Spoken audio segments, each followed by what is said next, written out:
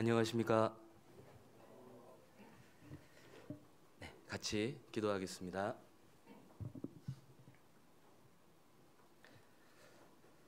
살아계시며 역사하시는 거룩하신 하나님, 감사합니다.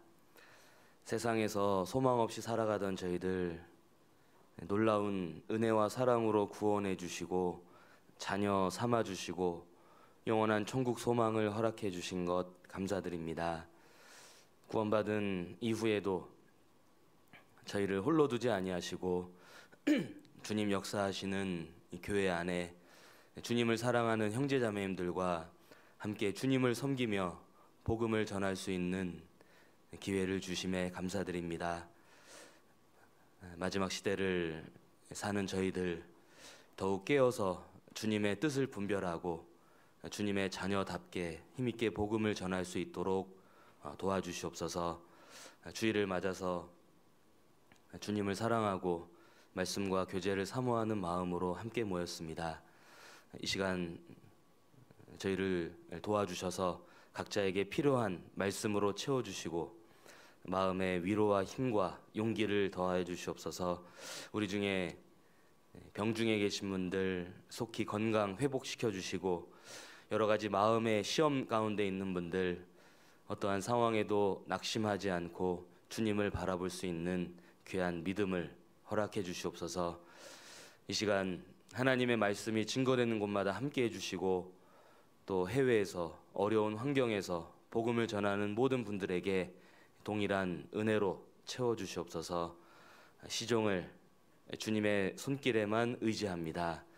언제나 우리를 사랑하시는 예수님 이름으로 기도드렸습니다. 아멘. 네, 구약성경 잠언 10장을 찾겠습니다.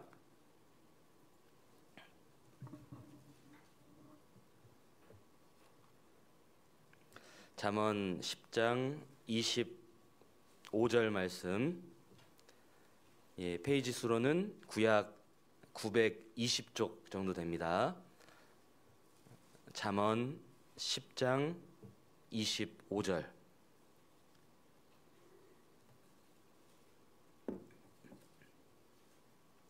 네, 찾으셨으면 25절 한 절만 같이 읽겠습니다. 회리바람이 지나가면 악인은 없어져도 의인은 영원한 기초 같으니라. 네, 여기 잠언 10장을 처음부터 천천히 읽다 보면 그 안에는 의인과 악인에 대해서 그 특징에 대해서 말씀하셨음을 발견하게 됩니다. 쭉 읽다 보면 반복해서 나오는 내용이 의인은 이렇다, 악인은 이러하다, 이런 내용들이 계속 반복해 나오는데 언뜻 세봐도 10가지 이상이 나옵니다. 여기 대표적으로 보면 앞에 3절, 잠언 10장 3절에 보면 여호와께서 의인의 영혼은 추리지 않게 하시나 악인의 소욕은 물리치시느니라. 여기 의인의 영혼, 악인의 소욕 비교해서 말씀하셨죠. 또 뒤로 가서 16절, 16절에도 의인의 수고는 생명에 이르고 악인의 소득은 죄에 이르느니라. 여기도 의인의 수고, 악인의 소득. 여러분, 이렇게 의인과 악인에 대해서 비교해서 말씀해 주시는 내용을 통해서 우리가 여러 가지 교훈을 받을 수 있습니다. 그럼 한번 여쭤보겠습니다. 누가 의인일까요? 여러분, 누가 악인일까요? 한번 생각해 보십시오. 누가 여기서 말하는 의인이 누구고 악인이 누굴까? 자, 물론 세상 사람들이 보는 기준, 세상 사람들이 말하는 의인과 악인과 여기 성경에 하나님께서 말씀하시는 의인과 악인은 그 기준이 좀 다릅니다. 자, 먼저 세상 사람들은 누구를 악인이라고 말합니까? 이제 겉을 보는 겁니다. 어떤 선행을 베풀고 어려운 사람들을 도와주고 자선 활동을 하고 그리고 심지어는 자기 목숨을 바쳐서 누구를 이제 살리고 도와주고 그런 사람들을 보면 이 시대의 의인이다 이렇게 말합니다. 자, 반면에 사람들은 누구를 악인이라고 말하냐면 그 범죄자들, 흉악한 죄를 짓는 사람들, 텔레비전에 나오는 그런 중범죄자들, 그러니까 자기의 유익을 위해서 다른 사람들에게는 피해를 끼치고 힘들게 하는 사람들, 야, 저 사람은 악인이야 이렇게 말합니다. 자, 그러면 하나님 보시기에는 누가 의인일까요? 구원받은 사람, 예수님의 피로 죄사함 받은 사람, 거듭난 사람이 하나님 보시기에 의인이 됩니다. 반대로 누가 악인일까? 그러면 구원받지 않은 사람, 그 하나님의 사랑을 거절하는 사람, 아직 거듭나지 못한 사람이 하나님 보시기에는 악인이 되는 겁니다. 자, 생각해 보면 우리도 한때는 악인이었습니다. 자, 죄인으로 태어나서 죄를 물 마시듯 짓고 죄 가운데 살았죠. 물론 그게 그렇게 죄인지도 잘 모르고 그렇게 살았습니다. 자, 그러다가 누군가를 통해서 말씀을 듣게 됐습니다. 성경을 배우게 됩니다. 그 가운데 하나님이 살아계시다는 걸 알게 됐어요. 그리고 이 성경이 종교 경전이 아니라 진리라는 것을 깨달았습니다. 자, 그런데 그때 하나님 앞에 내 죄를 보게 됐습니다. 내 마음속, 내 생각으로 지은 그 많은 죄가 얼마나 더러운 것임을 분명히 알게 됐고, 이대로 죽으면 지옥 간다는 것도 알게 됐죠.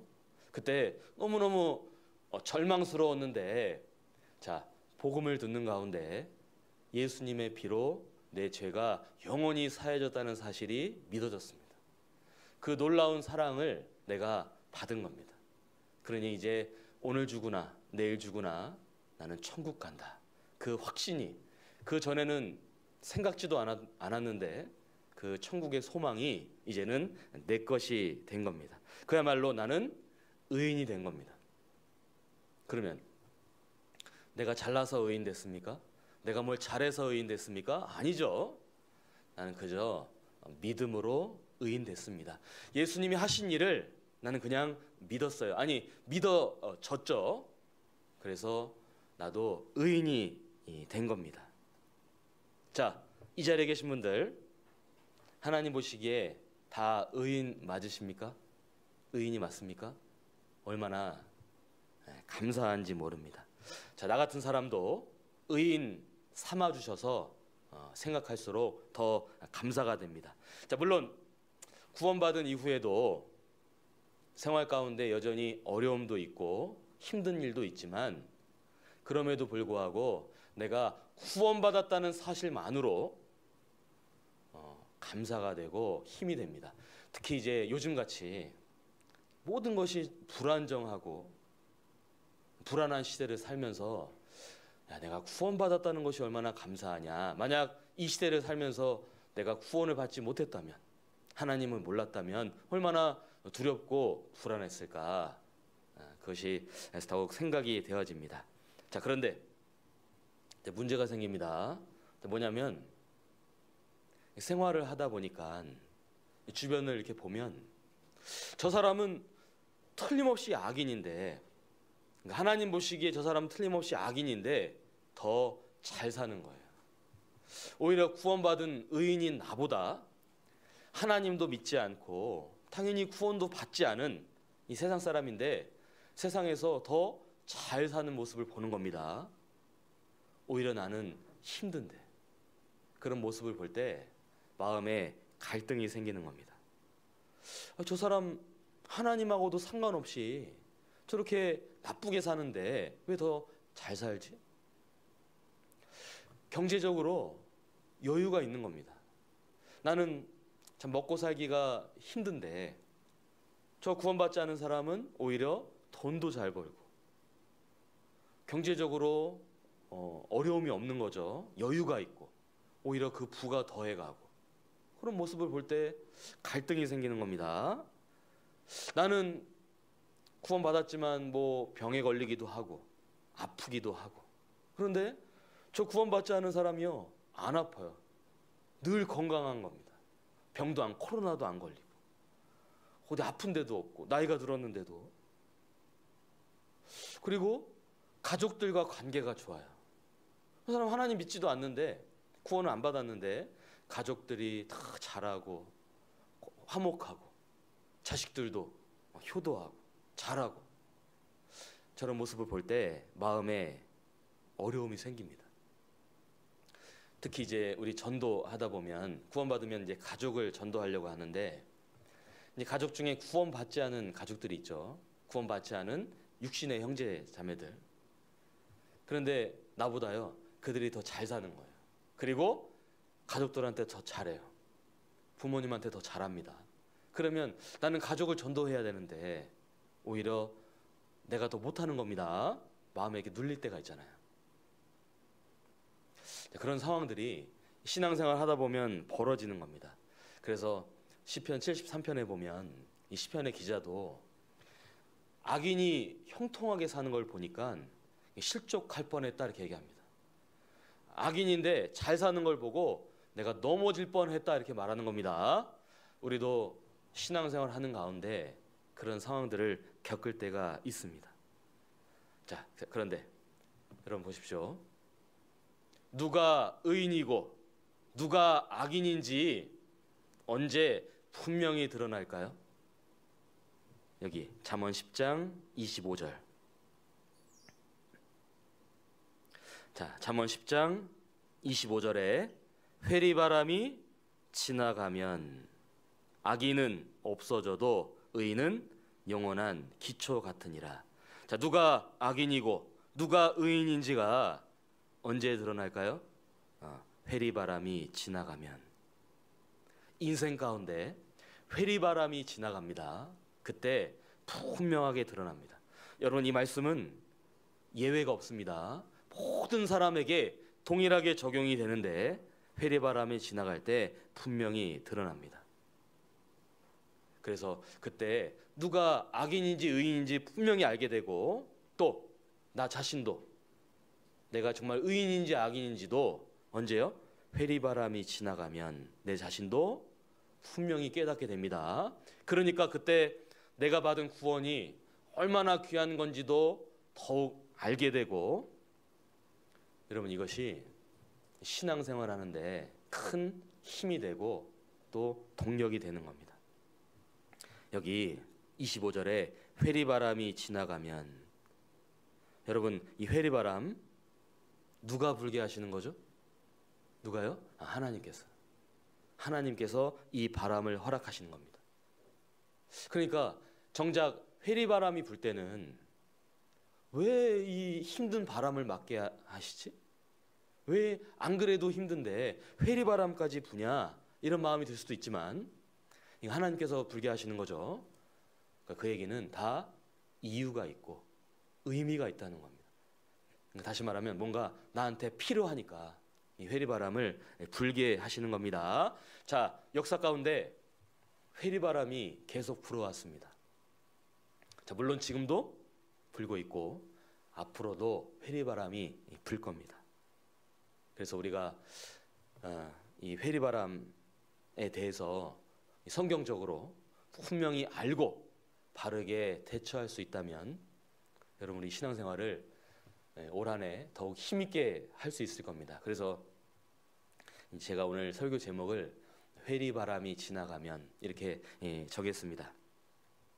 오늘 같이 이제 살펴보고 싶은 내용은, 자, 먼저 회리바람이 뭐냐, 이 회리바람에 대해서 좀 간단하게 생각을 해보고, 그 다음에 우리가 살아가는 인생 가운데 틀림없이 회리바람이 붑니다. 그런데 그 종류가 한 가지가 아니고 다양하게 부는 겁니다. 이런저런 종류의 회리바람을 맞는데, 자, 어떤 것을 맞는지 한번 생각을 해보고, 자, 분명한 사실은 어떤 회리바람이 불더라도 의인은 영원한 기초 같다는 겁니다. 여기 25절 그 뒤에 보면 의인은 영원한 기초 같다. 악인은 없어지지만 의인은 영원히 서 있다 이겁니다. 이 사실을 우리가 생각해 볼 수 있고, 그리고 그러면서 궁금한 건 그러면 왜 하나님께서 이 회리바람을 불게 하시냐? 이유가 있는 거죠. 그 이유들도 몇 가지 살펴보고, 자, 지금까지도 많은 회리바람을 맞았지만 틀림없이 앞으로도 맞을 텐데, 그러면 이거 내가 어떻게 잘 감당할 수 있냐? 그 감당할 수 있는 그 방법, 그 비결들을 생각해보고, 그리고 이제 마지막으로는 많은 사람들은 회리바람이 불면 이거는 위기다, 좀 이제 부정적으로 생각하는데, 사실 회리바람은 위기가 아니라 기회다, 기회라는 겁니다. 그래서 그 내용까지 오늘 시간 안에서 좀 생각을 해보겠습니다. 자, 먼저 여기 회리바람. 회리바람이 뭘까? 자, 바람. 우리가 바람이 뭔지를 알고 있습니다. 근데 이 바람은 여러 가지 종류가 있습니다. 어디서 불어오느냐, 어느 계절에 부냐, 또 어디에서 부냐에 따라서 이 바람이 종류가 다르죠. 생각해 보면 좀 좋은 느낌의 바람도 있습니다. 여러분들 어떤 바람이 있을까요? 이제 곧 3월이니까 3월이 되면 봄바람. 봄바람이 불면 좋잖아요. 또 산과 들에서 불어오는 바람, 기분 좋게 해주는 바람, 산들바람. 이런 바람은 참 좋죠. 또 솔솔 불어오는 바람, 솔바람. 이제 이런 바람들은 좀 좋은 느낌을 갖습니다. 반면에 좀 부정적인 느낌을 주는 바람도 있죠. 예를 들면 너무 추운 날 칼바람이 분다. 그러면 별로 안 맞고 싶잖아요. 칼바람. 또 좀 다른 의미로 엄마들 아이들 이제 교육시킬 때 좀 극성스러우면 무슨 바람이라고 말합니까? 치맛바람이 분다고. 느낌이 좀 안 좋습니다. 또 더 안 좋은 건 뭐 늦바람, 이런 거는 이제 좀 안 좋잖아요. 어쨌든 이 바람의 종류가 다양하게 있는데, 자, 여기 회리바람이 지나가면, 회리바람이 뭘까요? 우리가 다르게 표현하면 회오리바람. 그러니까 일반적으로 부는 바람이 아니라 아주 강력한 바람. 성경에는 광풍이라고도 합니다. 뭐 돌풍 이렇게 말할 수도 있겠죠. 그러니까 이 회리바람은 그냥 우리가 늘 받는 그런 바람이 아니라 아주 강력한 바람, 우리에게 영향을 끼치는 그런 바람을 말하고 있는 겁니다. 그래서 인생을 살다 보면 정말 이런 강력한 매서운 회리바람을 맞을 때가 있는데, 자, 우리 형제자매님들 그동안 살아오시면서 어떤 종류의 회리바람을 맞아 보셨습니까? 아마 틀림없이 맞았습니다. 아니, 지금도 맞고 있는데 인생 가운데 어떤 회리바람이 불까요? 자, 첫 번째는 이 환난이라는 회리바람이 붑니다. 환난. 어떤 환난이냐? 먹고 살기가 어려워지는 거예요. 어떤 분들은 먹고 사는데 어려움이 없었거든요. 근데 언제부턴가 이 바람이 불면서 경제적인 어려움을 겪는 겁니다. 그러니까 쉽게 말하면 돈 문제가 생기는 거죠. 그러면 참 힘들잖아요. 그런 바람이 불 때가 있습니다. 또 건강상의 회리바람이 불 때가 있죠. 건강할 때는 잘 모릅니다. 젊을 때. 건강할 때는 별로 생각을 안 하는데 나이가 점점 들면서 이제 어디가 아파오는 겁니다. 이 몸에 문제가 생기는 거죠. 그래서 어떤 분들은 이 눈이 잘 보였거든요. 시력이 좋았는데 언제부턴가 잘 안 보이는 겁니다. 문제가 생기는 거죠. 어떤 분들은 귀가 잘 들렸어요. 대화를 나누거나 말씀을 들을 때도 문제가 없었는데 언제부턴가 잘 안 들리는 겁니다. 어떤 도움이 필요한 겁니다. 어떤 분들은 음식을 먹고 소화를 잘 시켰습니다. 자, 무엇을 먹든지 언제 먹든지 문제가 안 됐어요. 근데 언제부턴가 소화가 잘 안 되는 겁니다. 그러니까 음식을 이제 가려 먹어야 되죠. 양도 조절해야 되고. 또 이 팔다리가 아무 문제가 없었습니다. 무거운 짐을 옮기든 어디를 멀리 다녀도 문제가 없었는데요. 이제 막 쑤시고 걷는 것도 어려운 겁니다. 계단을 그냥 이렇게 올라갔는데 언제부턴가는 뭘 붙잡아야 돼요. 이렇게. 그리고 막 끙끙 소리가 나요. 버스 타는 것도 그렇고. 건강상에 문제가 생깁니다. 또 이제 겉으로는 멀쩡해도 속에 그 건강검진을 받다 보면 뭔가 이렇게 수치들이 좀 이렇게 안 좋아지는 일들이 이제 생기잖아요. 그럼 이제 위기를 느낄 때가 있습니다. 자, 또 어떤 바람이 부냐면 이 인간관계 속에서도 환란이라는 바람이 붑니다. 사람들과 잘 지냈습니다. 가정 안에서도 뭐 문제가 없었어요. 근데 언제부턴가 이 관계가 이렇게 틀어지는 겁니다. 뭔가 갈등이 생기고 뭔가 이렇게 꺼려지게 되고 관계가 좀 불편한 일들이 생기는 거죠. 그 인간관계 속에서도 부는 겁니다. 뭐 직장에서도 그렇고 또 교회 안에서도 교회 오면 늘 기쁘고 즐겁고 좋았는데 언제부턴가 좀 어려움이 생길 때도 있는 겁니다. 환란이라는 바람이 불 때가 있죠. 뿐만 아니라 어떤 종류의 바람이 있냐면 세상으로부터 불어오는 유혹이라는 바람도 있습니다. 우리가 구원을 받았지만 따로 떨어져 사는 게 아니라 이 세상 가운데 있기 때문에 틀림없이 유혹이라는 그런 바람을 맞습니다. 그 유혹은 우리로 하여금 죄를 짓게 만드는 거죠. 그래서 여러분들 지난 한 주간에도 세상 속에 살면서 여러 가지 유혹의 바람을 틀림없이 맞으셨을 겁니다. 그런데 그 유혹에 왜 걸려 넘어지냐? 내가 약한 거예요. 내가 약한 부분이 있습니다. 여러분 전도 집회 때 죄 말씀을 들으면 하나님께서 죄에 대해서 이렇게 다양하게 말씀하셨는데 근데 유독 내가 약한 게 있어요. 마귀가 그걸 알기 때문에 그 약한 데를 계속 유혹하죠. 바람이 부는 겁니다. 사실은 왜 그 죄를 짓습니까? 내가 그걸 좋아하거든요. 그래서 그 세상으로부터 오는 그 유혹이라는 바람을 맞습니다. 또 그리스도인은 어떤 바람도 맞죠? 징계라는 바람을 맞습니다. 결국 삶 가운데 뭔가 문제가 있을 때 하나님께서 우리를 이제 징계하시잖아요. 물론 돌이키라고 바르게 하시려고 그 징계라는 바람을 또 거세게 맞을 때도 있습니다. 여러분 여기 줄로 이렇게 잡아주시고요. 구약 성경 아모스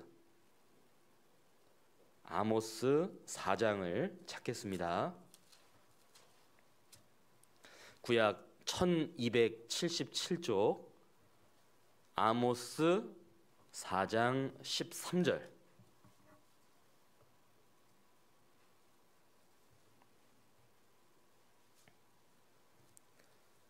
아, 1278쪽 정도 되죠. 구약 성경 아모스 4장 13절.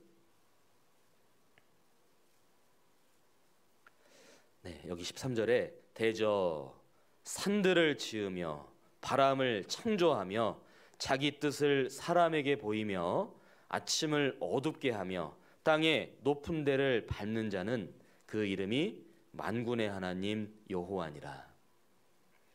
여러분 이 아모스서에는 이스라엘이 계속 불순종하고 우상 숭배하고 죄 가운데 살아가니까 그들에 대해서 여기 하나님께서 이렇게 말씀하신 겁니다. 13절에 대저 산들을 지으며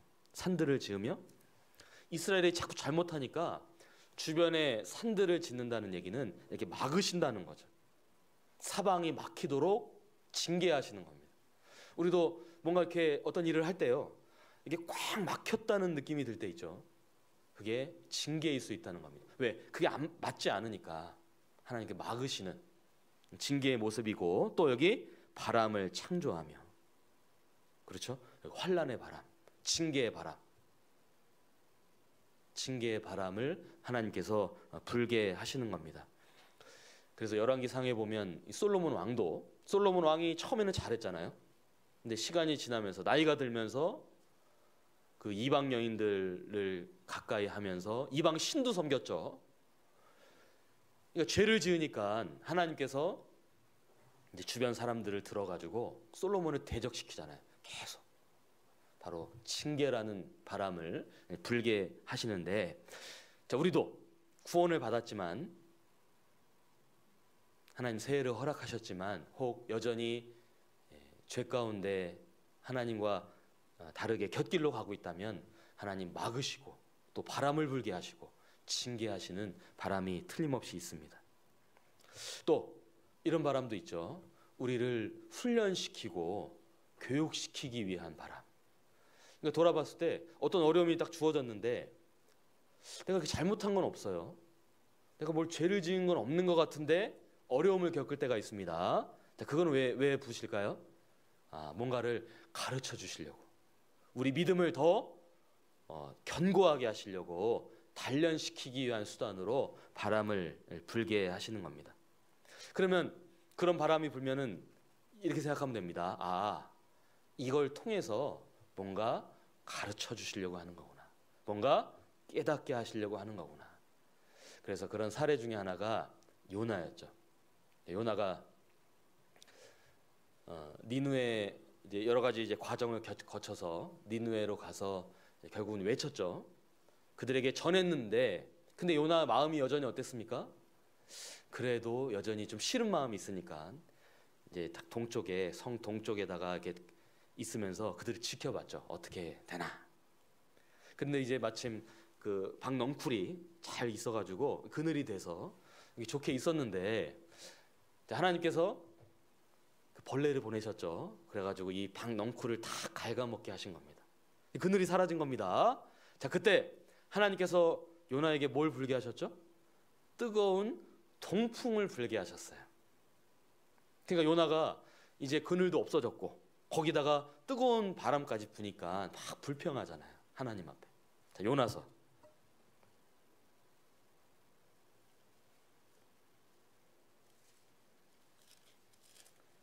요나서 그 뒤에 요나서 4장.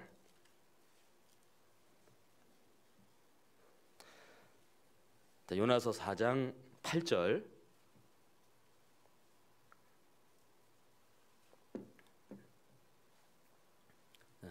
구약 1289쪽 요나서 4장 8절에 해가 뜰 때에 하나님이 뜨거운 동풍을 준비하셨고 해는 요나의 머리에 쬐매 요나가 혼곤하여 스스로 죽기를 구하여 가로되 사는 것보다 죽는 것이 내게 나으니이다. 요나가 이 동풍 맞으니까 차라리 죽는 게 낫다 하면서 하나님한테 막 짜증내잖아요. 자, 그런데 하나님께서 왜 요나에게 뜨거운 동풍을 불게 하셨냐? 여기 10절에, 요나서 4장 10절에 여호와께서 가라사대 내가 수고도 아니하였고 배양도 아니하였고 하룻밤에 났다가 하룻밤에 망한 이 박넝쿨을 내가 아꼈거든. 하물며 이 큰 성읍 니느웨에는 좌우를 분변치 못하는 자가 12만여 명이요 육축도 많이 있나니 내가 아끼는 것이 어찌 합당치 아니하냐. 왜 동풍 뜨거운 거 불게 하셨죠? 이거 가르쳐 주려고. 하나님이 이 영혼을, 이 사람을 얼마나 아끼는지 네가 박넝쿨 아끼는 것처럼 하물며 얼마나 아끼는지를 이렇게 알려주시려고 하는 거죠. 그래서 우리도 신앙생활 하다 보면 내가 특별히 뭘 잘못한 건 없는 것 같은데 어려움이 생길 때요, 가르쳐 주시려고, 교육하시려고 바람을 풀게 하시는구나. 그것도 생각을 해야 됩니다. 그리고 자, 한 사람도 빠짐없이 누구나 다 맞는 바람이 있습니다. 뭐냐면 죽음이라는 바람이죠. 누구나 다 한 번 태어났으니까 한 번 죽잖아요. 죽음이라는 바람을 틀림없이 누구나 맞게 되는 겁니다. 그래서 이렇게 장례가 계속되죠. 여전히 죽음이라는 바람을 누군가는 맞는 겁니다. 물론 나도 언젠가는 맞겠죠. 여러분 생각해 보면 요즘에 이제 코로나 바이러스도 어떻게 보면 바람이에요. 물론 거기에도 다 이유가 있는 겁니다. 자, 그런데 이런 여러 가지 종류의 회리바람이 부는데, 그런데 분명한 사실이 뭡니까? 어떤 회리바람이 불어도, 어떤 회리바람이 지나가도 구원받은 의인은 영원히 남는다는 겁니다. 우리 처음 찾았던 잠언 10장 여기 다시 보겠습니다. 잠언 10장 25절.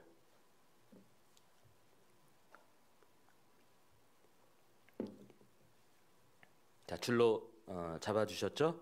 잠언 10장 25절에 회리바람이 지나가면 악인은 없어져도 의인은 영원한 기초 같으니라. 여기 회리바람이 지나가면 악인은 없어져도 무슨 얘기입니까? 악인은 이 땅에 사는 동안에 아무리 돈이 많고 뭐 건강하고 인간관계가 좋고 어떻다 하더라도 회리바람이 지나가면 악인은 그냥 거기까지인 겁니다. 그냥 그게 전부인 거죠. 그 이후로는 왜? 영원한 지옥 형벌을 받으니까. 악인은 없어져도 그냥 거기까지다. 그날을 형통하게 지내다가 경각간의 음부에 내려가는 겁니다. 그게 악인인 거죠. 자, 그런데 여기 의인은 어떻습니까? 의인은 영원한 기초 같으니라. 여기 영원한 기초 같다. 다르게 표현해 볼까요? 그 기초가 영원하다. 그 기초가 영원히 지속된다. 그러니까 영원히 확고히 서 있다. 그게 바로 의인인 겁니다. 여러분, 왜 구원받은 그리스도인들은 회리바람이 지나가도 영원히 서 있을까요? 그 신앙의 뿌리가 복음에 박혔거든요. 그 신앙의 뿌리가 하나님께 완전히 박힌 겁니다. 그 신앙의 뿌리가요, 말씀 안에, 교회 안에 완전히 박혔어요. 그 신앙의 뿌리가 하나님의 사랑에 박혔습니다. 그 뿌리가 영원한 은혜 가운데 박힌 겁니다. 그리고 박힌 것뿐만 아니라 신앙생활 할수록 그 뿌리가 더 깊게 내려가고 더 넓게 뻗치는 거죠. 그러니까 신앙생활 하면 할수록 신앙이 더 견고해지는 겁니다. 자, 회리바람이 지나가면 의인은 영원한 기초 같은 겁니다. 자, 우리가 그렇다는 겁니다. 그래서 이 성경에 보면 이제 구원받은 그리스도인들 의인을 표현할 때, 아니, 세상 사람들을 뭐라고 표현하냐면 풀로 표현했어요. 풀. 반면에 우리 그리스도인들은 나무라고 말하는 겁니다. 나무라고. 자, 시편 92편. 자, 앞에 시편 92편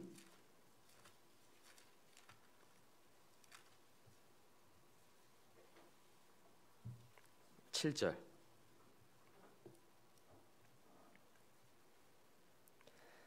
자, 시편 92편 7절에 악인은 풀같이 생장하고 죄악을 행하는 자는 다 흥왕할지라도 영원히 멸망하리이다. 여기 악인은 풀 같다.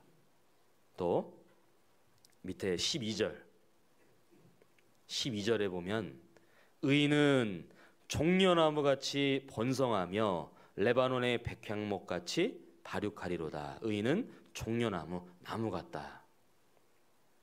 근데 보면 풀과 나무를 비교해 보면, 자, 뭐가 더 잘 자랍니까? 풀이 잘 자라요. 풀은요, 금방 자라요. 하루만 해도 쑥쑥 자랍니다. 그런데 나무는 천천히 자라요. 그러니까 언뜻 보면 풀이 좋은 것 같죠. 왜? 금방 잘 자라거든요. 근데 문제가 뭡니까? 여기 7절에 아까 보면 다, 중간에 보면 다 흥왕할지라도 영원히 멸망하리이다. 잘 되는 것처럼 보입니다. 잘 사는 것처럼 보입니다. 근데 결국은 망하는 겁니다. 영원히 멸망하는 겁니다. 그것이 악인의 특징인 겁니다. 반면에 의인, 종려나무 같은 의인은요, 천천히 자라요. 금방 자라는 게 아닙니다. 천천히 자라요. 근데 분명한 건 자라요. 자라는 겁니다. 그리고 견고한 겁니다. 시간이 걸릴 수도 있고 과정은 겪지만, 근데 이 나무와 같은 의인은요, 견고한 겁니다. 여러분, 우리가 서양 사람들과 비교해 봤을 때 뭔가 육신적으로 좀 부족하게 느껴질 때도 있고, 그들이 더 잘 되는 것처럼 보여도 부러워할 필요 있을까요? 야, 나는 구원만 받았지 뭐 되는 게 없냐, 야, 저 사람은 하나님 안 믿지만 잘 사는데. 여러분, 부러워할 필요 있습니까? 부러워할 필요가 전혀 없는 겁니다. 왜? 그들은 잘 되는 것처럼 보이지만 멸망하거든요. 근데 이제 세상 사람들이 좀 비아냥거릴 때도 있죠. 야, 너는 뭐 하나님 믿고 구원받았다 그러면서 먹고 사는 것도 그렇고 뭐 이렇게 변변치가 않냐, 왜 그렇게 사냐, 이렇게 좀 비아냥거리는 소리 들을 수도 있습니다. 그러면 뭐라고 하면 돼요? 에이, 풀주제, 속으로만. 에이, 풀 뜯어먹는 소리 하고 있네, 막 이렇게 속으로만 얘기하면 안 되고요. 왜? 우리는 나무거든요. 그들과 비교 대상이 아닌 겁니다. 그래서 풀 같은 인생 보면서요, 부러워하거나 의기소침할 필요 없는 겁니다. 하나님 앞에 우리는 나무인 겁니다. 자, 이 나무 왜 이렇게 자랄까요? 왜 이렇게 영원히 자랄까요? 여기 13절, 시편 92편 13절에 여호와의 집에 심겼으며 우리 하나님의 궁정에서 흥왕하리로다. 나무는 여호와의 집에 심긴 겁니다. 그러니까 자라는 겁니다. 열매가 맺히는 겁니다. 견고한 거죠. 여러분, 구원받은 그리스도인들은 하나님의 집, 여호와의 집 어디입니까? 교회죠. 우리는 교회에 심긴 겁니다. 여러분들은 화천교회에 심겼잖아요. 그래서 공급을 받고 자라고 견고한 겁니다. 그러니까 떠나면 안 되는 거죠. 여러분, 누가 신앙생활을 잘한다, 신앙이 성장했다, 자, 무엇을 보면 알 수 있을까요? 신앙이 성장했다. 자, 봉사를 많이 하면 신앙 성장한 걸까요? 자, 전도를 많이 하면 신앙이 성장한 걸까요? 간증을 잘하면요? 그럼 신앙 성장했다고 말할 수 있을까요? 여러분, 이 말씀에 비춰보면 누가 신앙 성장한 겁니까? 어떤 어려움에도 견고한 사람, 흔들리지 않는 사람, 위기 속에서도 변함없이 묵묵히 신앙생활하는 사람, 교회 가운데 뿌리를 내리고 묵묵히 주어진 위치에서 성실하게 살아가는 사람이 신앙이 성장한 겁니다. 의인은 종려나무같이 번성하는 겁니다. 자, 그러면 좀 더 구체적으로 생각해 보겠습니다. 그럼 과연 왜 하나님께서 우리에게 회리바람을 불게 하실까? 거기에는 몇 가지 이유가 있는 겁니다. 자, 회리바람을 불게 하시는 첫 번째 이유는 누가 진짜인지 누가 가짜인지를 드러내게 하시기 위한 겁니다. 때로는 여러분, 교회 안에도 막 이런저런 일들이 생길 때가 있죠. 그럴 때 보면, 야, 왜 이런 일이 생겼을까? 왜 우리 가운데 이런 일들이 벌어질까? 당장은 이해가 좀 안 될 때도 있는데 지나고 보면 하나님께서 누구 믿음이 진짜고 누구 믿음이 가짜인지를 드러내기 위한 수단으로서 이 회리바람을 불게 하신다는 겁니다. 여러분, 교회 안에는 다 알고만 있으면 좋겠지만 성경에 쭉정이도 있을 수 있다고 했죠. 우리가 다 곡식이면 좋겠지만 혹 가라지가 있을 수도 있는 겁니다.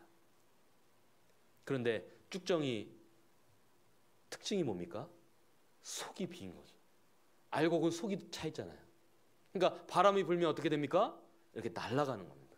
알곡은 그대로 있는 건데 왜 우리 가운데 회리바람을 불게 하실까? 왜 코로나라는 회리바람을 불게 하실까요?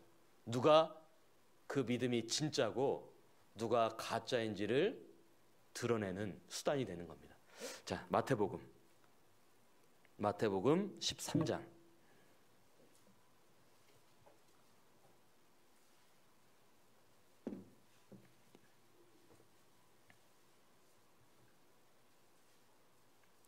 마태복음 13장 20절.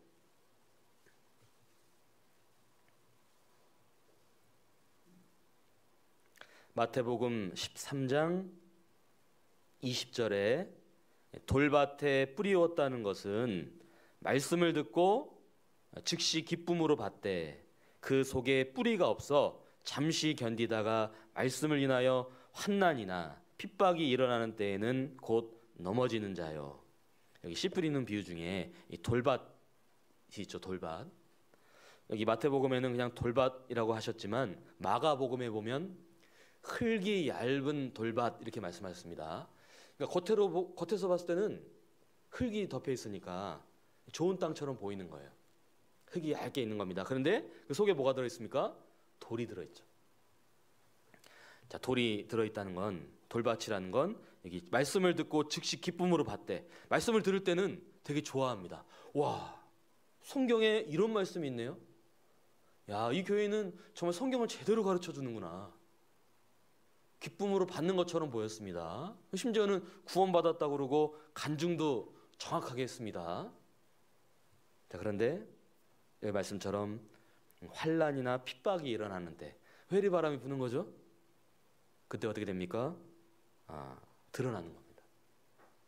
그래서 한때는 정말 구원 받았다고 하고 뭔가 열심히 하는 것처럼 보였지만 어떤 일이 벌어진 이후에 이렇게 안 보이는 경우 있잖아요. 하나님께서 그 믿음이 진짜인지 가짜인지를 드러내기 위한 수단으로서 회리바람을 불게 하신다는 걸 우리가 생각해 볼 수 있습니다. 또 회리바람을 불게 하시는 두 번째 이유는 우리 그리스도인들의 믿음을 성장케 하기 위해서. 자, 개인적으로 우리 다 경험이 있을 겁니다. 인생에 회리바람이 불 때는요, 다 어떤 마음이죠? 너무 힘들다. 빨리 지나갔으면 좋겠다. 왜 하필 나한테 이런 바람을 불게 하시지? 저 형제자매님들은 별로 바람을 안 맞는 것 같은데 왜 나한테는 이렇게 힘든 고통의 바람을 왜 허락하시는 거지? 때로는 불평도 올라올 수도 있습니다. 어쨌든 빨리 지나갔으면 좋겠다. 근데 이제 시간 지나면 이제 지나가잖아요. 자, 지나고 나서 그 시기를 돌아보면 깨닫는 겁니다. 하나님께서 그 회리바람을 통해서 내 신앙을 더 견고하게 하시려고 하는 거구나. 왜? 그것이 아니면 믿음은 견고해지지가 않는 겁니다. 여러분, 어려움이 없이 신앙생활하면 좋을 것 같지만 신앙이 자라지가 않습니다. 그래서 우리의 믿음을 더욱 성장케 하기 위해서 회리바람을 허락하십니다. 자, 시편 70편 71편 20절. 구약 852조 시편 71편 20절 말씀.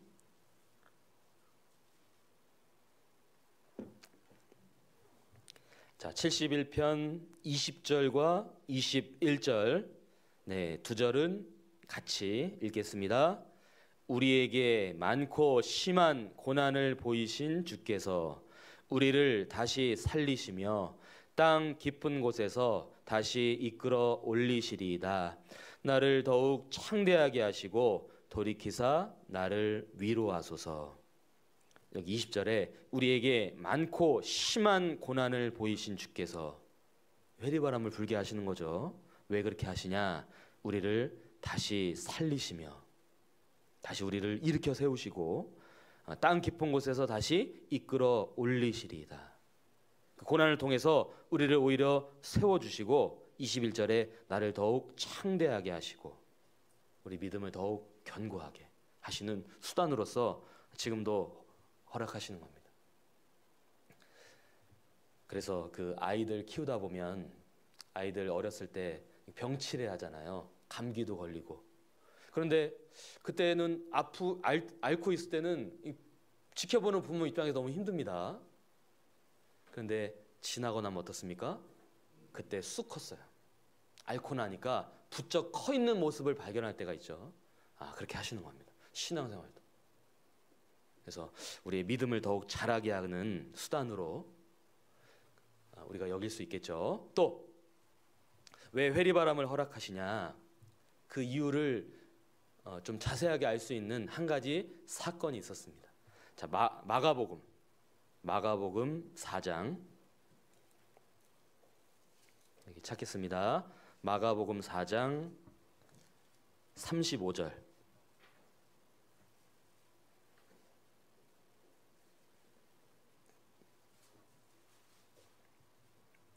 신약성경 마가복음 4장 35절에서 41절까지 제가 읽겠습니다. 자, 그날 저물 때에 제자들에게 이르시되 우리가 저편으로 건너가자 하시니 저희가 무리를 떠나 예수를 배에 계신 그대로 모시고 가매 다른 배들도 함께 하더니 큰 광풍이 일어나며 물결이 부딪혀 배에 들어와 배에 가득하게 되었더라. 예수께서는 고물에서 베개를 베시고 주무시더니 제자들이 깨우며 가로되 선생님이여 우리의 죽게 된 것을 돌아보지 아니하시나이까 하니 예수께서 깨어 바람을 꾸짖으시며 바다더러 이르시되 잠잠하라 고요하라 하시니 바람이 그치고 아주 잔잔하여지더라. 이에 제자들에게 이르시되 어찌하여 이렇게 무서워하느냐 너희가 어찌 믿음이 없느냐 하시니 저희가 심히 두려워하여 서로 말하되 저가 뉘기에 바람과 바다라도 순종하는고 하였더라. 여러분 이 사건 통해서 왜 회개바람 불게 하시는지를 우리가 교훈받을 수 있습니다. 여기 보면 날이 저물 때 예수님께서 제자들에게 이제 건너편으로 건너가자 하고 이제 배를 같이 타고 예수님을 모시고 이제 건너가는데 자, 문제가 생겼죠? 37절에 보니까 큰 광풍이 일어났어요. 그냥 광풍도 아니고 이게 큰 광풍, 그야말로 회리바람이 분 겁니다. 자, 그러니까 어떻게 됐습니까? 이 바람이 너무 세서 막 부딪히는 거예요. 배가 막 파손될 정도로. 그리고 막 배에 물이 들어오고 위기에 처한 거죠. 자, 그때 예수님 뭐 하고 계셨죠? 예수님 주무시고 계셨어요. 그러니까 이제 제자들이 지금 상황을 보니까 이러다가 죽겠다 싶은 겁니다. 그래서 예수님을 막 깨우면서 예수님 우리 이제 죽게 됐는데 왜 우리 이거 돌아보지 않으십니까? 하니까 예수님께서 일어나셔서 바람을 꾸짖으시고 바람과 바다에게 잠잠하라 고요하라 하셨죠. 그때 정말 잠잠하고 고요해졌습니다. 자, 그리고 나서 제자들을 책망했습니다. 야, 어찌하여 이렇게 무서워하냐 믿음이 없냐 하니까 이 제자들이 보고 야 저가 뉘기에 바람과 바다라도 순종하는고 한 겁니다. 여러분 보십시오. 예수님이 같이 탔는데 큰 광풍이 불었습니다. 자, 예수님과 같이 있는데 광풍이 분 거죠. 사람들이 오해합니다. 어려움이 생기면 왜 주님 나랑 함께 하시지 않으시나요? 왜 나랑 같이 계시지 않으므로 왜 이 어려움을 겪게 하십니까? 아니라는 겁니다. 여기 예수님이 같이 있는데 광풍이 불었잖아요. 그 이유가 있는 겁니다. 자, 몇 가지 생각해 보겠습니다. 여기 예수님께서 이 바람과 파도를 잔잔하게 하시고 그 다음에 제자들에게 뭐라고 했냐면 이 40절 뒷부분에 너희가 어찌 믿음이 없느냐. 여러분 이 광풍을 통해서 뭐가 드러났죠? 제자들에게 믿음이 없다는 게 드러났어요. 여러분 어쩌면 광풍이 불지 않았다면 제자들은 난 믿음이 있어, 아니 난 믿음이 훌륭해 이렇게 생각하고 살았을 겁니다. 근데 광풍이 부니까 우리가 믿음이 없구나, 내 믿음에 문제가 있다는 것이 분명하게 드러났죠. 자, 우리도 인생 가운데 광풍이 붑니다. 뭐가 드러납니까? 내 믿음이 드러나요. 내 믿음이 어떠한지. 아무 어려움이 없고 평탄할 때 신앙생활 잘하는 거 누구나 다 할 수 있는 겁니다. 그런데 어려움이 있음에도 불구하고 변함없이 신앙생활하는 건 믿음이 있다는 걸 오히려 증거하는 겁니다. 어쨌든 이 광풍을 통해서 그들의 믿음이 어떠한지를 깨닫게 해주신 거죠. 또 여기 이 제자들이 언제 주님을 찾았습니까? 주님을 언제 깨웠죠? 광풍이 부니까. 여러분 만약 광풍이 불지 않았다면 제자들이 예수님을 찾았을까요? 아마 안 찾았을 겁니다. 여러분 광풍이 부니까 주님을 찾는 겁니다. 우리도 돌아보십시오. 먹고 사는데 문제가 없어요.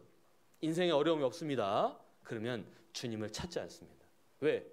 주님이 없어도 내가 사는데 문제가 없는데. 근데 언제 찾습니까? 어려움이 생기면 주님을 찾습니다. 주님을 생각하게 되는 겁니다. 여러분, 이 광풍이 우리로 하여금 주님을 더 가까이 하게 하는 겁니다. 삶 속에서 주님을 멀리 했는데 광풍이요, 주님을 생각하고 주님을 가까이 하게 하는 겁니다.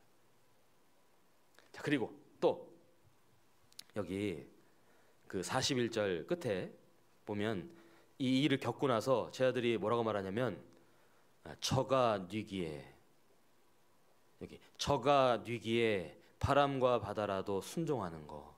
그 얘기는 주님이 어떤 분이신지를, 예수님이 어떤 분이신지를 그들이 잘 몰랐다는 거죠. 그런데 이 광풍을 겪으면서 아, 예수님은 하나님이시구나, 그들이 아는 거예요. 주님이 어떤 분이신지를 그들이 삶 속에서 분명히 깨닫는 겁니다. 자, 우리도 그럴 수 있습니다. 여러분, 예수님이 누굽니까? 그러면 이렇게 단순하게 생각할 수 있어요. 하나님이 사람이 되신 분, 우리 대신해서 피 흘려 죽으신 분, 뭐 우리를 사랑하시는 분. 그런데 정작 내 삶 속에서는 주님을 잘 모를 수도 있습니다. 그냥 거기에서 그치고, 나를 구원해 주신 분, 거기서 그치고 내 삶 속에서는 상관없이 살 수 있죠. 왜? 잘 모르니까. 저가 뉘기에. 그런데 광풍을 통해서 예수님이 어떤 분이신지를 더 구체적으로 분명히 알게 되는 겁니다. 여러분, 이게 신앙생활 하는데 얼마나 유익인지 모르는 겁니다. 그들이 그걸 깨닫게 됐죠. 그리고 결정적으로 이 광풍을 잔잔하게 했던 수단이 뭐였습니까? 말씀이었죠. 예수님께서 깨서 바람을 꾸짖으시며 잠잠하라, 고요하라 하니까 잔잔해졌죠. 광풍을 잔잔하게 하는 수단은 말씀인 겁니다. 우리 인생 가운데, 우리 신앙생활하는 가운데도 광풍이 불어오는데 그거를 잔잔케 하는 수단이 뭘까요? 말씀인 겁니다. 근데 사람들은 광풍을 맞을 때요, 말씀을 찾지 않습니다. 보통은 어떻게 합니까? 방법을 찾습니다. 사람을 찾아갑니다. 누군가한테 도움을 받으려고 하는 겁니다. 그렇게 해서는 잔잔해지지가 않습니다. 그러면 그리스도인들에게는 광풍을 잔잔케 하는 수단은 틀림없이 말씀인 겁니다. 그래서 그런 경험을 하죠.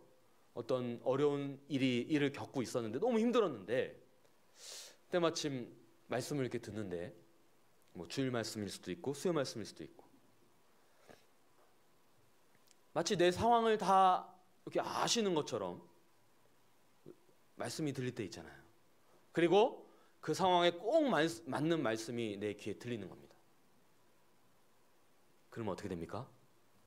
문제와 갈등은요, 그대로 있어요. 근데 내 마음이 평안해지는 거예요. 내 마음이 지켜지는 겁니다. 그러면서 그 전에는 힘들고 막 낙심해 있고 막 인간적인 방법으로 해결하려고 했는데 말씀이 들어오니까 마음이 지켜졌죠? 그러면 이제는 하나님의 방법대로 이거를 내가 감당해 나갈 수 있는 겁니다.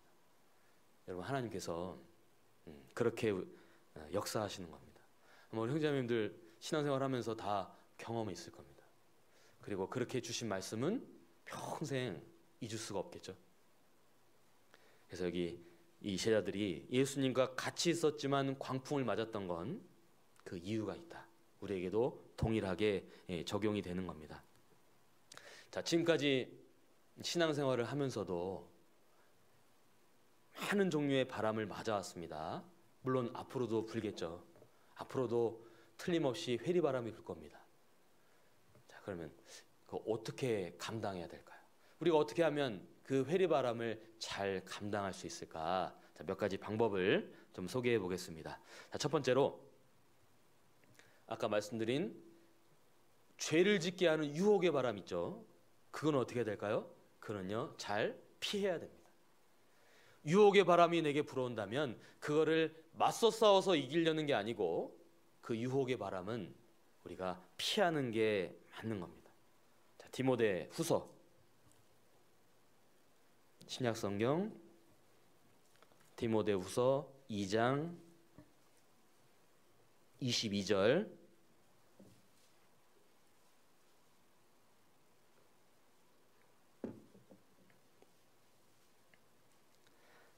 신약 344조 디모데후서 2장 22절.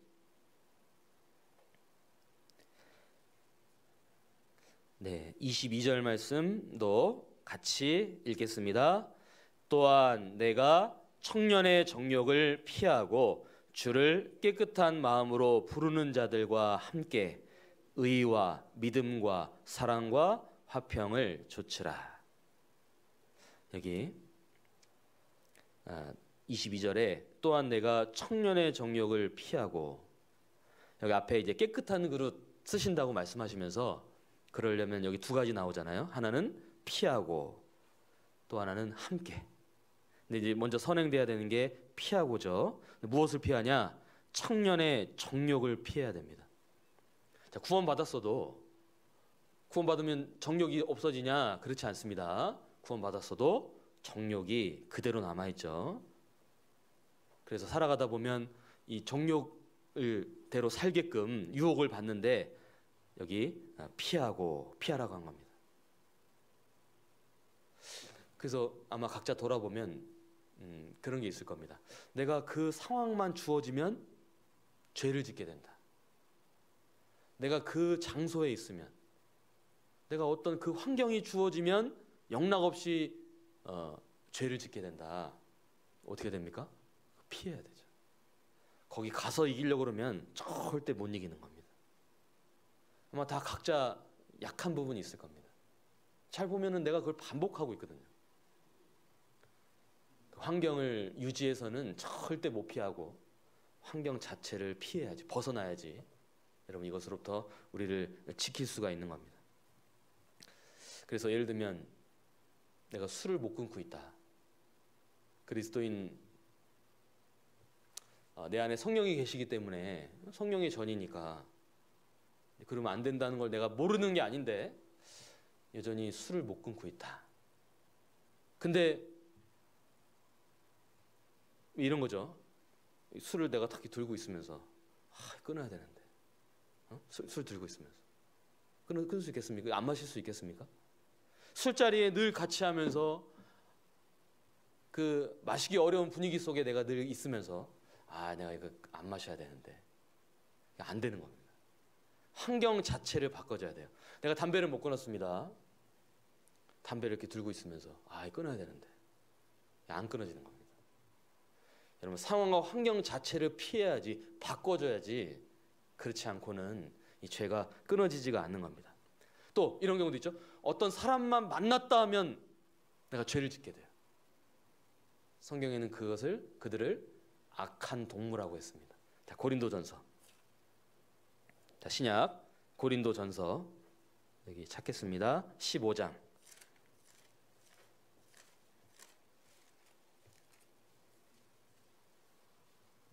고린도전서 15장 33절.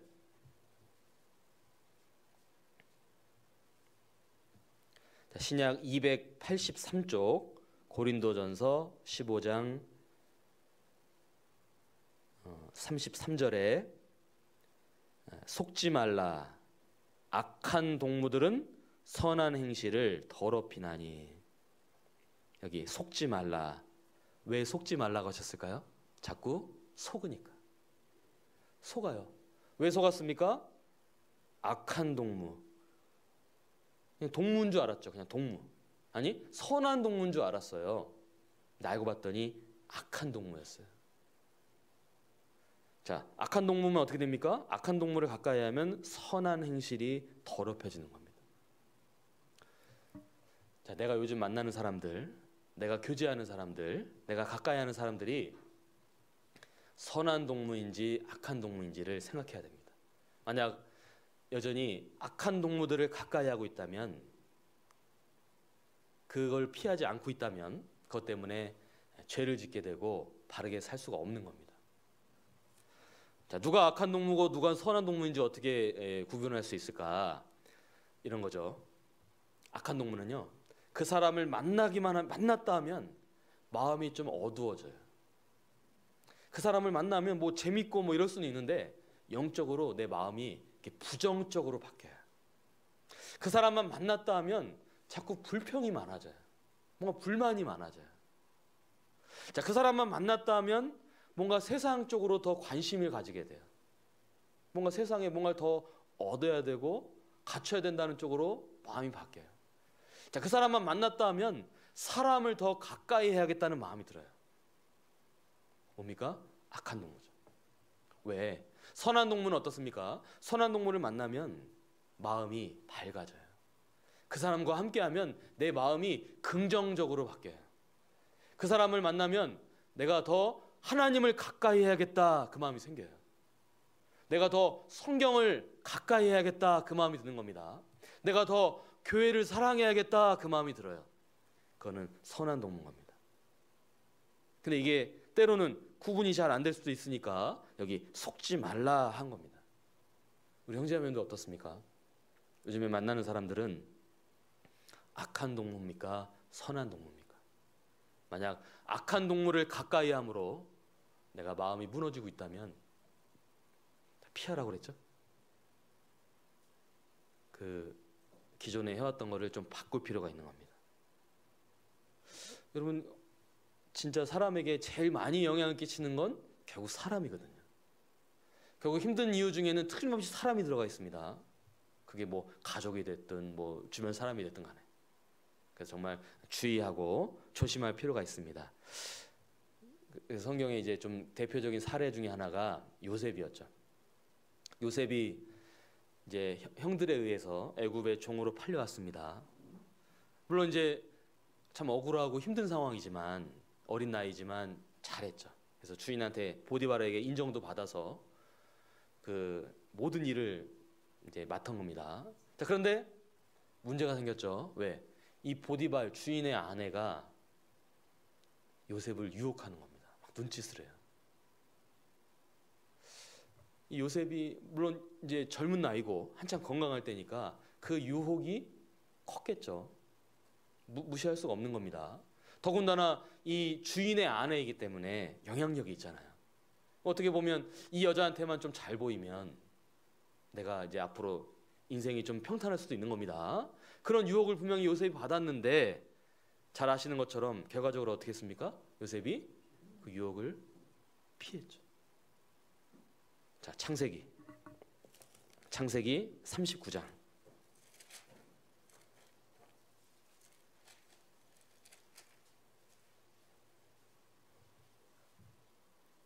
자, 창세기 39장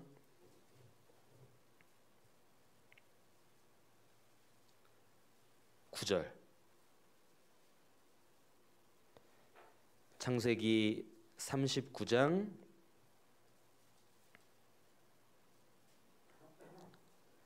39장 9절에 이 집에는 나보다 큰 이가 없으며 주인이 아무것도 내게 금하지 아니하였어도 금한 것은 당신뿐이니 당신은 자기 아내임이라. 그런즉 내가 어찌 이 큰 악을 행하여 하나님께 득죄하리이까. 이 주인의 아내에게 이 말을 한 거죠. 어떻게 이 죄를 져서 하나님께 득죄합니까? 하면서 어떻게 했습니까? 그 10절에 여인이 날마다 요셉에게 청하였으나 요셉이 듣지 아니하여 동침하지 아니할 뿐더러, 같이 읽죠? 함께 있지도 아니하니라. 요셉이 이렇게 말했는데도 이 여인이 계속 유혹을 하는데 요셉은 듣지 않을 뿐만 아니라 함께 있지도 않았다. 피했다는 겁니다. 그게 참 지혜로운 거죠. 우리도 얼마든지 어떤 모습으로든지 그러한 유혹을 받을 수가 있습니다. 죄를 짓게끔. 그럼 기억해야죠. 듣지 아니하며 함께 있지도 아니하니라. 그 환경을 피하고자 하는 그 태도가 우리에게도 요구되는 겁니다. 그래서 그 죄를 바람을 어떻게 감당할 거냐. 첫 번째로 우리를 유혹하는 죄의 바람은 피하자. 해야겠죠. 자, 그리고 두 번째, 바람을 어떻게 감당해야 되냐? 여러분 이 사실을 꼭 기억했으면 좋겠습니다. 뭐냐면 회리의 바람은 결국 지나간다. 결국 지나간다. 영원히 부는 게 아니다. 결국은 지나간다. 이 사실을 꼭 마음에 기억했으면 좋겠어요. 자, 요한1서 2장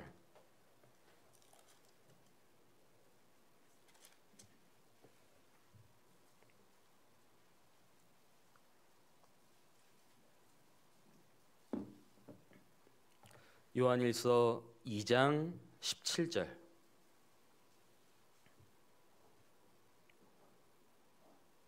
자, 신약 388쪽 요한1서 2장 17절에 이 세상도 그 정욕도 지나가되 오직 하나님의 뜻을 행하는 이는 영원히 거하느니라. 여러분 이 말씀에 보면 지나가는 게 있고 영원히 거하는 게 있습니다. 그럼 우리는 어디에 주목해야 되죠? 지나가는 거에 주목할 게 아니라 영원히 남는 쪽으로 주목해야죠. 여기 이 세상도 그 정욕도 다 지나갑니다. 지금까지요 다 지나갔어요. 우리가 경험적으로 압니다. 뭐 이런 일도 있었고 저런 것도 있었고 이런 어려움도 있었고 저런 난관도 있었지만 결국은 지나갔어요. 그 얘기는 앞으로도 지나간다는 거죠. 자, 그런데 그 과정 속에 오직 하나님의 뜻을 행하는 이는 내가 그 과정 속에도 바람을 맞는 그 순간에도 하나님 뜻대로 살아가는 것, 그거는요 영원히 남는 겁니다. 그거는 하나님 앞에 영원히 기억되는 겁니다. 그러면 우리는 지나가는 거에 주목할 게 아니죠. 야, 이 바람 언제 지나가냐? 아니고 내가 그 가운데 하나님의 뜻대로 어떻게 살아갈 거냐, 여기에 주목해야죠. 그러면 그 시간들은 지나가는 게 아니라 하나님 앞에 영원히 기억되고 영원히 남는 겁니다. 근데 이제 때로는 이걸 모르는 게 아닌데 바람이 너무 거세면 그것만 쳐다보고 있을 때도 있습니다. 혹 어떤 분들은 이제 코로나가 시작되면서 코로나만 쳐다보는 분이 우리 화천에는 안 계시겠죠. 그러면서 코로나 종식되면 내가 교회 나오겠다고. 지금은 아직 뭐 세력이 약해졌다고 해도 뭐 무시할 수가 없고, 내가 코로나 끝나면 그때부터 신앙생활 열심히 할 거라고 코로나에 주목하고 있습니까? 아닌 거죠. 코로나군 뭐가 오건 간에 그건 다 지나가는 겁니다. 그 주목의 대상이 아니고 그 가운데도 우리가 그리스도인으로서 하나님의 뜻을 분별하고 내가 해야 될 일을 바르게 행하는 것, 그것이 합당한 태도인 겁니다. 그래서 이 자리에 계신 분들은 다 그런 마음으로 신앙생활을 하고 계신 거죠. 예, 그런 것 같습니다. 그래서 이 말씀도 좀 생각해 보겠습니다. 욥기 연결해서 37장.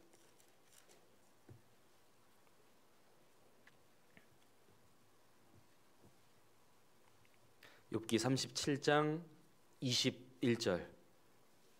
구약 798조. 욥기 37장 욥기 37장 21절 말씀. 여기 사람이 어떤 때는 궁창의 광명을 볼 수 없어도 바람이 지나가면 맑아지느니라. 사람이 어떤 때는 어떤 때 궁창의 광명을 볼 수 없다. 캄캄할 때, 답답할 때, 어두울 때, 왜? 가려져 있잖아요. 어떤 때는 그 시기를 보낼 때가 있죠. 그런데 그렇다 하더라도 여기 바람이 지나가면 밝아지느니라. 그때는 보는 겁니다. 아마 우리 중에 여기 이 어떤 때를 보내고 계신 분들이 있을 겁니다. 그럼 이 말씀을 묵상할 필요 있겠죠? 지금은 뭔가 보이지 않고 답답하고 캄캄하지만 바람이 지나가면 그러면 맑아지는 겁니다. 그래, 결국 지나가잖아. 내가 그저 하루하루 주님과 동행하며 힘있게 살아야겠다. 잠언의 그 현숙한 여인의 특징 중에 하나가 후일을 웃으며. 왜 후일을 웃으며 그렇게 말했죠? 지금은 웃을 수 없는 겁니다. 지금은 너무 힘들기 때문에 웃을 수 없지만 후일을 웃으며 바라보고 가는 겁니다. 지금은 어떤 때지만 지나간다. 그 사실을 기억하고 그 어려운 상황 속에서도 묵묵히 우리가 구원받은 사람으로서 신앙생활을 해야겠죠. 그리고 또 이 바람을 잘 감당하기 위해서 세 번째, 사도행전 11장. 사도행전 11장 23절.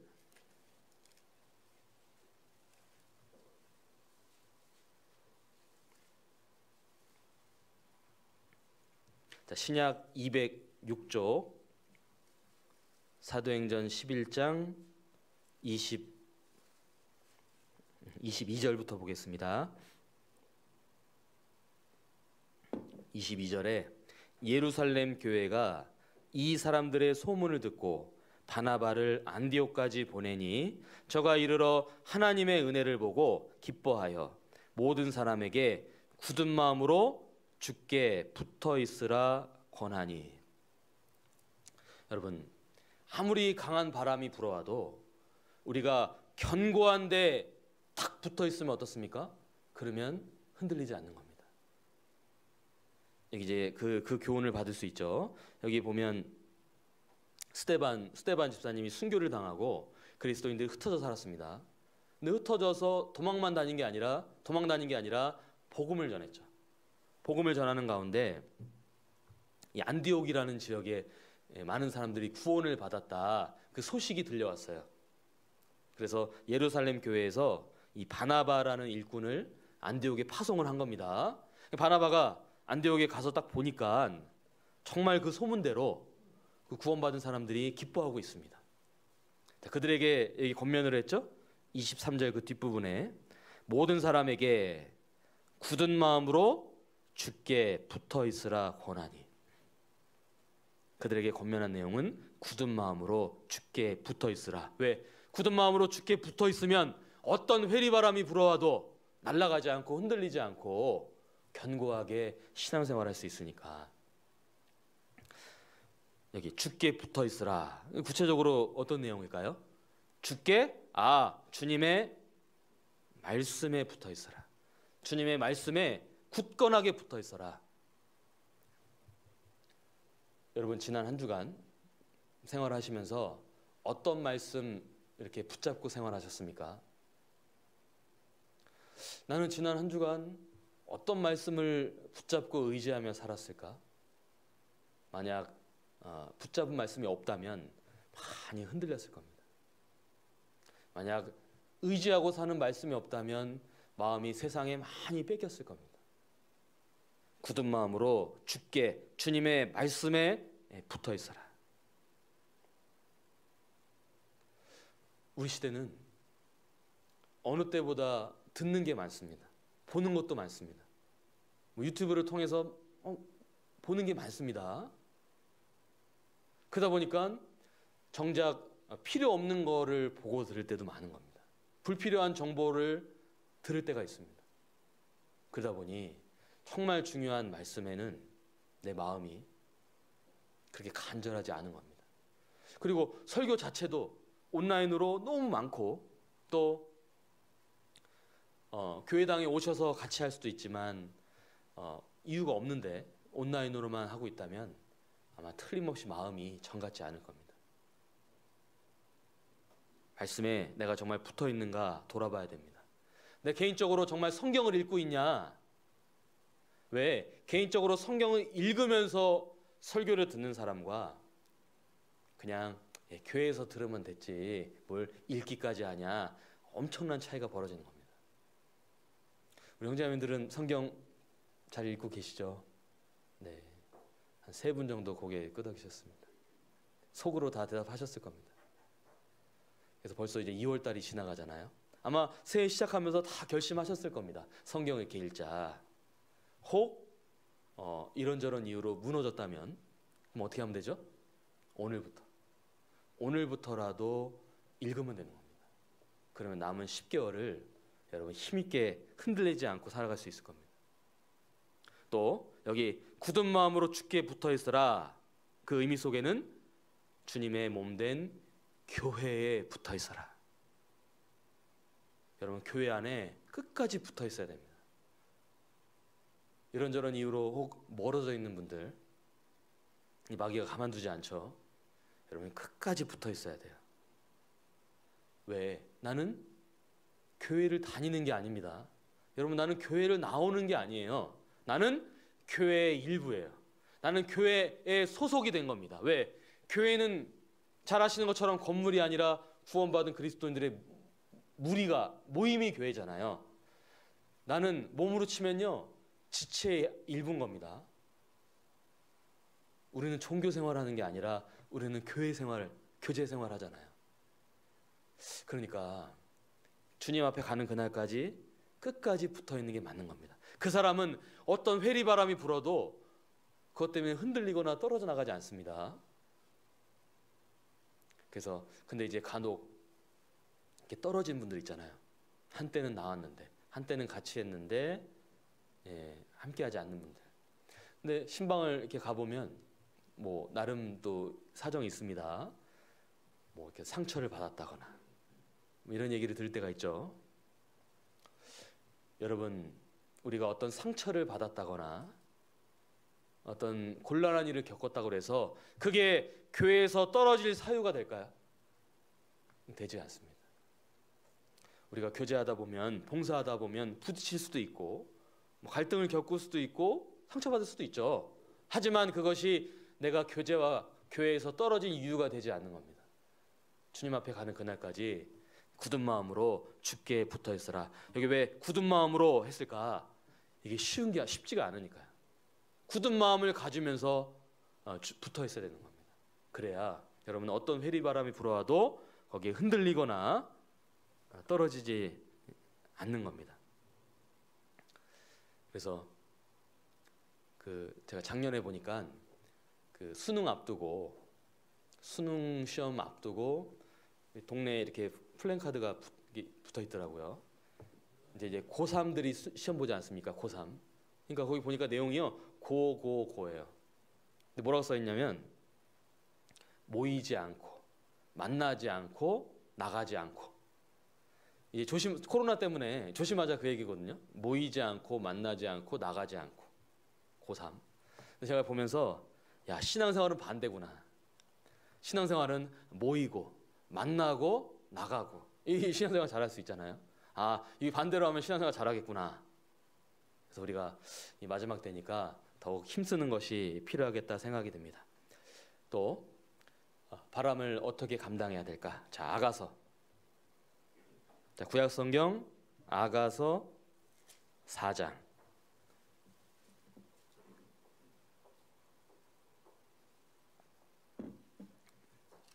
아가서 4장 16절.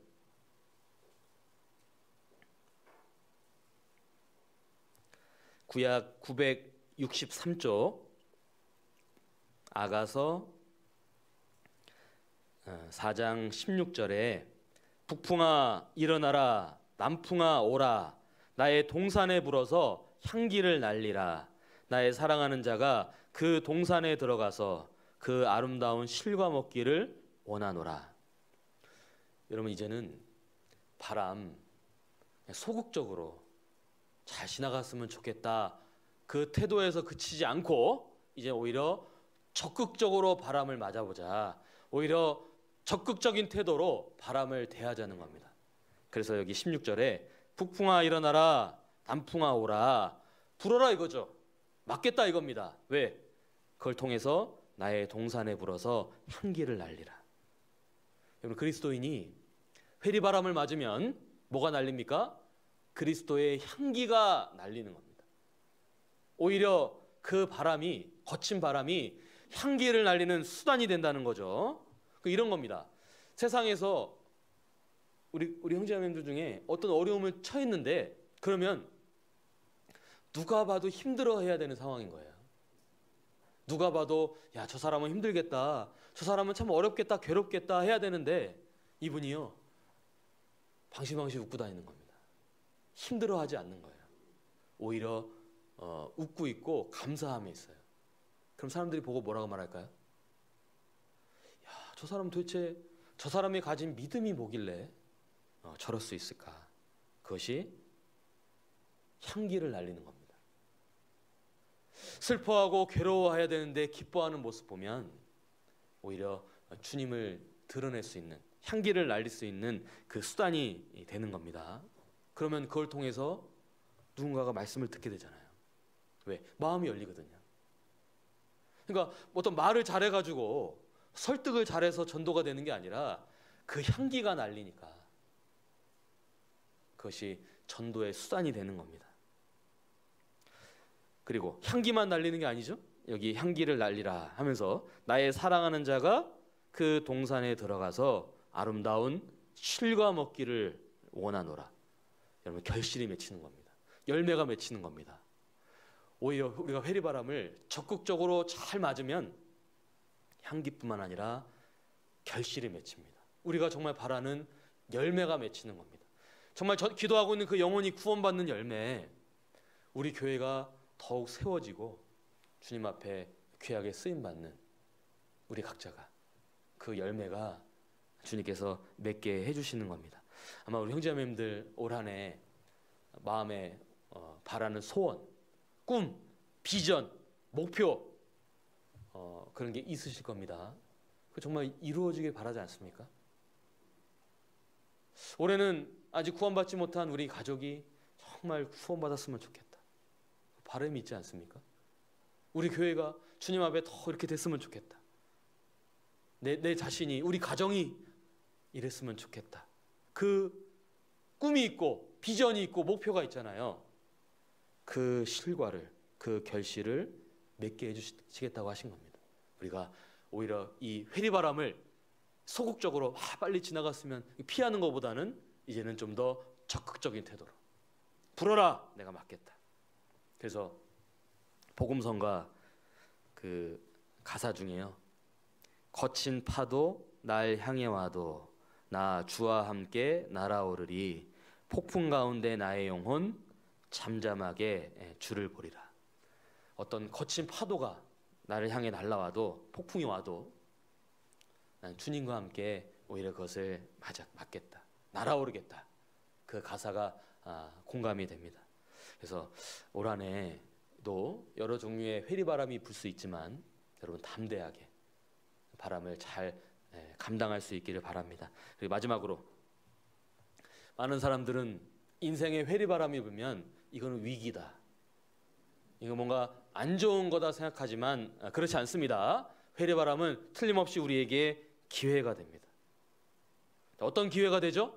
내 믿음이, 내가 받은 구원이 진짜임을 증거할 수 있는 기회, 그리고 내 신앙이 성장케 되는, 더 견고하게 될 수 있는 기회, 그리고 내가 그리스도인이라는 향기를 주변에 날릴 수 있는 기회, 그래서 정말 바라는 그 열매를, 결실을 거둘 수 있는 기회. 회리바람은 위기가 아니라 기회라는 겁니다.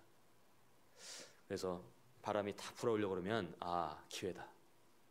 여러분, 그러한 마음, 태도와 자세로 잘 맞아서 올해 2022년이 올지 몰랐지만 어쨌든 주님 허락해 주셨죠. 그래서 아마 지난주에 집회도 하셨다고 들었습니다. 아마 남은 일정들, 시간들, 이제 또 봄이 오잖아요. 그 가운데 우리 마음에 하나님이 주신 그 목표, 비전 다시 한번 일깨우고 어려움들을 잘 극복하면서 주님 앞에 귀하게 살아가는 그런 시간들이 되기를 바랍니다. 네, 같이 기도하겠습니다. 아버지 하나님, 감사합니다. 우리에게 내려주신 말씀을 통해서 늘 교훈하여 주시고 가르쳐 주심에 감사드립니다. 함께 나눈 회리바람에 대한 내용들 우리 개인의 삶 속에 묵상하고 적용하고 실행하는 가운데 더욱 주님을 알아가고 주님께 영광을 돌리는 복음을 전하는 저희들이 삶이 되게 도와주시옵소서. 우리 화천교회 늘 함께 해주시고 또 담임 목사님 중심으로 모든 성도님들 한마음 한뜻으로 안으로는 서로 사랑하고 또 밖으로 복음을 전하는데 부족함이 없도록 도와주시옵소서. 이후의 모든 시간들 하나님의 손길에만 의지합니다. 언제나 우리를 사랑하시는 예수님 이름으로 기도드렸습니다. 아멘. 네, 은혜 찬송 106장, 은혜 찬송 106장 하겠습니다.